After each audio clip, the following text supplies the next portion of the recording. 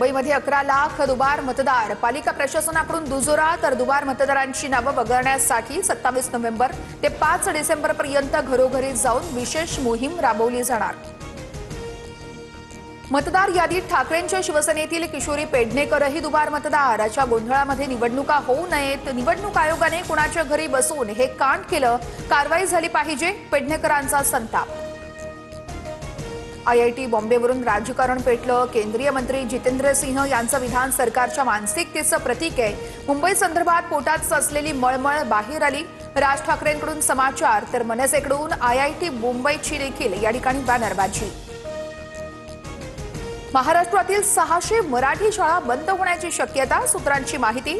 शिक्षक समायोजन प्रक्रियेत शिक्षक विभागानं घेतलेल्या निर्णयामुळे धोका निर्माण, तर 25 विद्यार्थ्यांपेक्षा कमी असलेल्या शाळांवर सर्वाधिक परिणाम होणार। चुकीचा शब्द वापरला, शिवराळ भाषेनंतर अजित पवारांकडून दिलगिरी व्यक्त, तर बारामतीपेक्षाही इतर नेत्यांची शहरं भकास असल्याचं केलं होतं वक्तव्य। राज्यभरात 2 दादांच्या स्पर्धा सुरू आहेत, एक बोलतो माझ्याकडे चाव्या, एक बोलतो तिजोरी, यांना कुणाची मर्यादा राहिली नाहीये। ठाकरे गटाच्या सचिन अहिर यांची अजित पवारांसह चंद्रकांत पाटलांवर टीका। आपल्याकडे नगरविकास खातं, त्यात माल आहे, 1 तारखेला रात्री बाहेरच झोपा, लक्ष्मी येणार, शिंदे सेनेचे मंत्री गुलाबराव पाटील यांच्या विधानाची सर्वत्र चर्चा।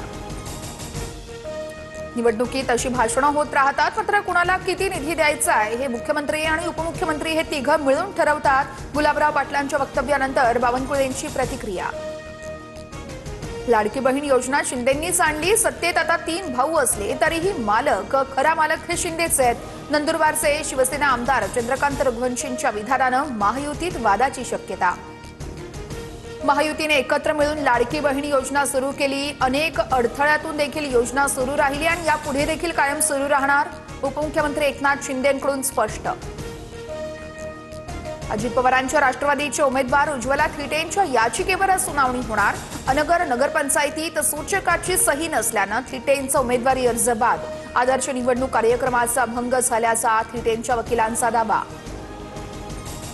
डॉक्टर बाबासाहेब आंबेडकरांचा पुतळा आज युनेस्को मुख्यालयामध्ये लागणार, मुख्यमंत्री देवेंद्र फडणवीस यांचा पुढाकार, दुपारी 2 वाजता पुतळ्याचं अनावरण होणार। अहिल्यानगरमध्ये काँग्रेस जिल्हाध्यक्षाला बेदम मारहाण, व्हिडिओ सोशल मीडियावर व्हायरल, छत्रपती शिवाजी महाराजांबद्दल अपशब्द वापरल्यानं मारहाण केल्याचं शिवप्रेमी चंदू आगेंचं स्पष्टीकरण, तर प्रदेश अध्यक्ष हर्षवर्धन सपकाळ यांच्याकडून घटनेचा निषेध व्यक्त।